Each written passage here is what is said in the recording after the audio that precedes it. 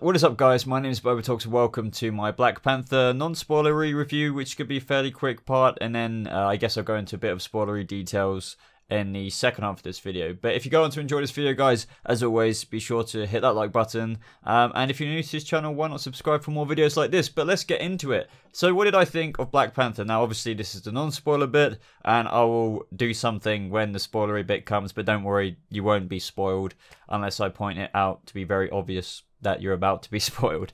So Black Panther, I really enjoyed this movie.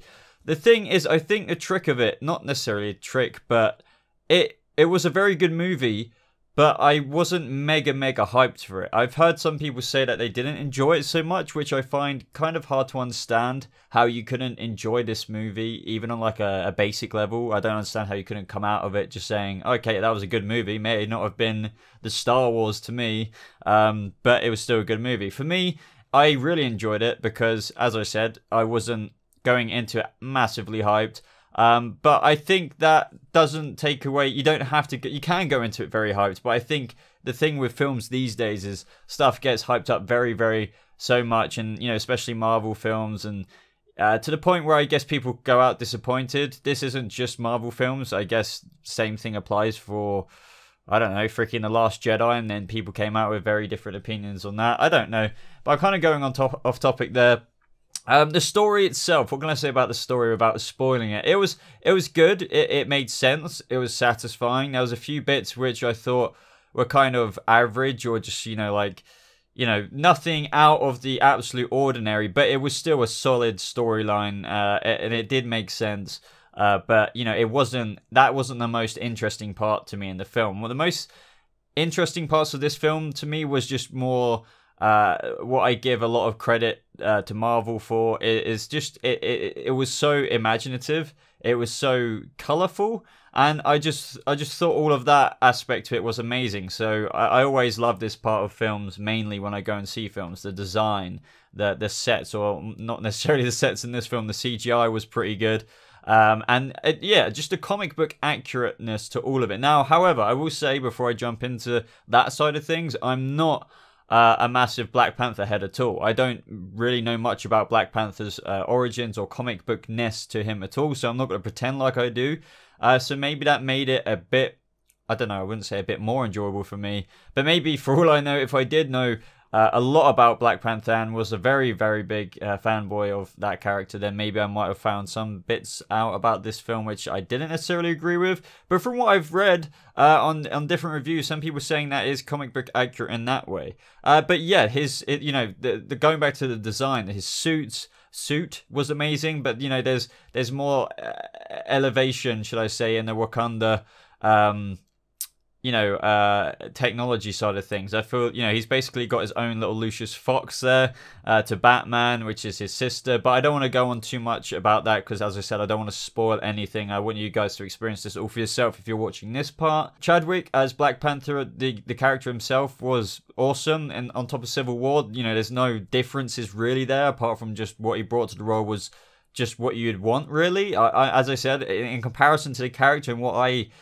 could have read about him, I don't know how to compare it to that, but I liked him in Civil War. I liked him in this movie. Michael B. Jordan's Killmonger I found interesting. Now, this was the part of the storyline where I thought, well, I don't want to spoil anything, as I said, but I don't know. I liked him and I liked the character and stuff, but I just felt the story made sense and stuff like that, but it just wasn't, you know, this part of it. When you go see the film, I was like, okay, yeah, I get it. You know, there's a bit of a conflict going on within this film, a bit of politicalness in terms of Wakanda and, you know, the heir to the throne and stuff like that, because of obviously what happened in Civil War with Black Panther's father, the king. Yeah, I don't know. I just didn't find this part of the film, I guess, with Killmonger's actual plot, to be mega interesting. I felt like it was a bit of a gimmicky, like, oh yeah, I'm the villain, I'm going to do this now. And there was more context to that, but I felt like there wasn't, I would have wanted a bit more backstory behind that character. Obviously there was backstory, but what I mean is it was just all sudden of a rush, and then towards the end of the film,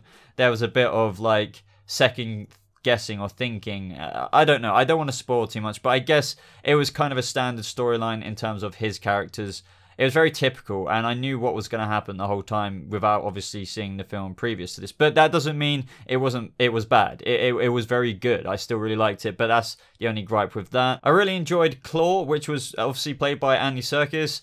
He made me laugh quite a lot in this film. I don't think he wasn't in the whole film, like, well, for the whole duration of the film, but for what we saw of him, he was quite a highlight to me. I always love seeing more from Andy Serkis, and also just the fact that it wasn't full-on motion capture. It was, you know, what Andy Serkis could actually do as an actual live action role. So I really enjoyed him. Obviously, I could go on forever and talk about the cast. Very good cast of this film.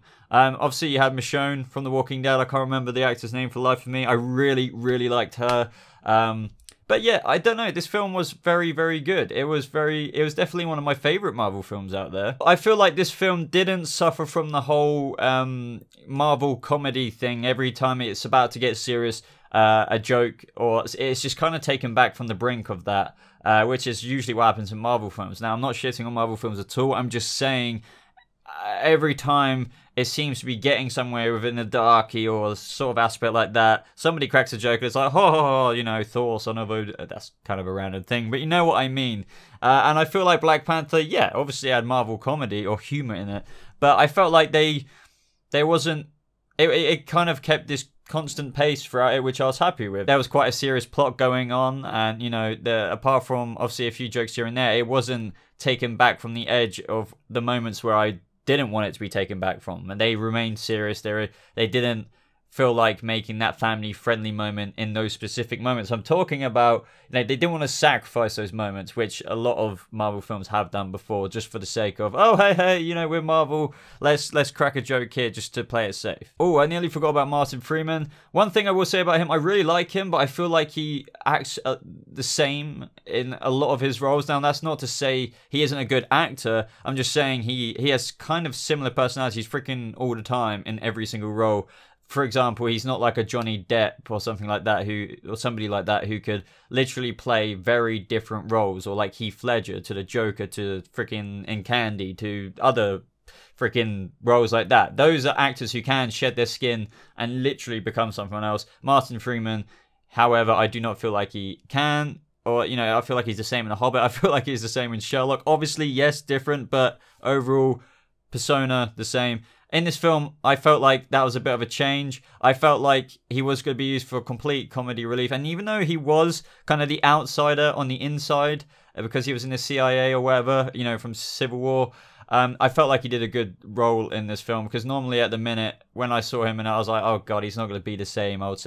And he was quite good. So I'm happy about that. Okay, so my camera died, and I am here after a couple of hours since filming the last bit that you saw in this video. So I can't remember actually where I left off, but I'm just going to get into spoilery kind of mode now. Now, I don't know how much more I'm going to say in this part. I guess I can just talk freely without worrying about, you know, spoiling you guys since you've got to this part. But, you know, just for all of you guys who do not want any spoilers of the movie at all, including post-credit scenes or whatever, this is your time to turn away now. I hope you enjoyed the first part. Go see this movie. You will enjoy it. But now let's get on to the spoiler part right now. Okay, I guess I just want to talk about the story first of all. I did quite enjoy it. As I kind of mentioned in my earlier part of Killmonger and stuff like that, I thought it was a fine story. Like, we got to learn all about Wakanda a lot more in terms of, you know, Black Panther's place in the MCU. Obviously, that's what this film is, but I felt like they did it in a very good way. I just thought that in terms of what I was saying in my non-spoilery part earlier, the whole Killmonger thing is, I guess it's its own story, but I would have thought, like, I don't know, I just don't know how I felt about him coming back. Okay, take the crown.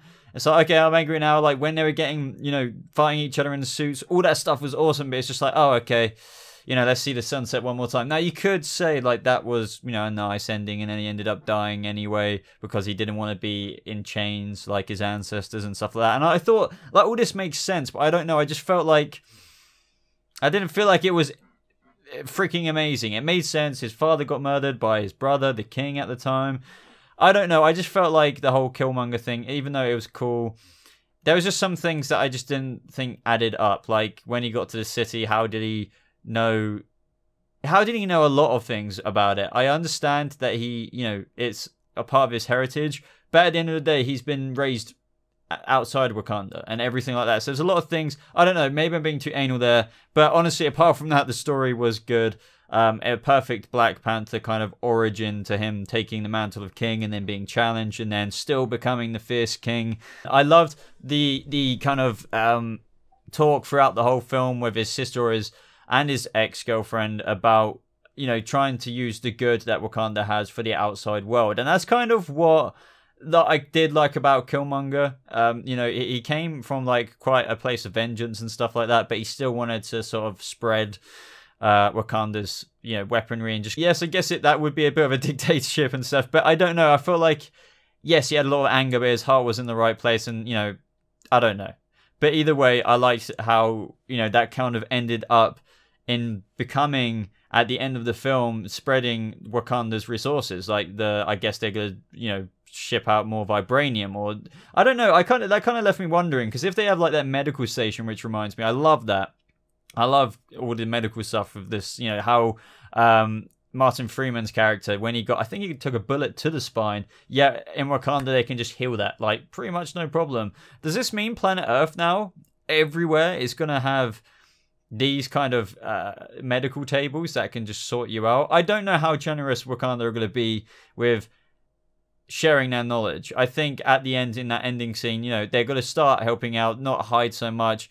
Maybe give their metal a bit to other countries in need, or maybe share their technologies a little bit in terms of the train system. I don't know. But I would love to know a little bit more about that. But I guess, you know, you can't include stuff like that in detail in the film. But, you know, I don't know, guys. This film was very, very good. I'm kind of rambling on now. These were just bits that I really, really did like in specificness. I'm not sure how I felt about Daniel. I think it's Kaluuya. His character Wakabi.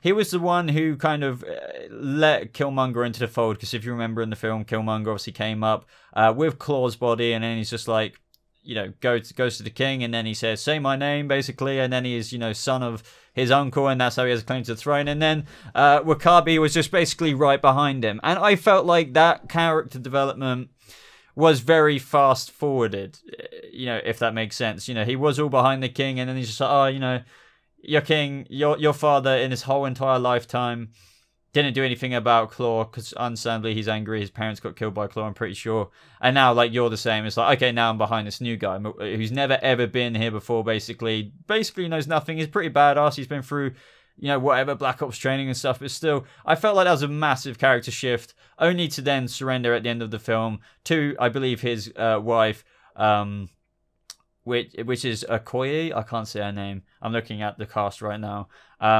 But yeah, I don't know. I just felt like that was a bit like, oh, like, would you really betray all your values, all your morals for the current king? Yes, there was a ritual which made Killmonger the king, but I don't know. I felt like it was a bit silly. Him just being like, oh, because you did nothing about Claw, I'm going to go behind this new guy. And I feel like we should ship our weapons all across the world and create a massive, basically, Wakanda empire. I don't know.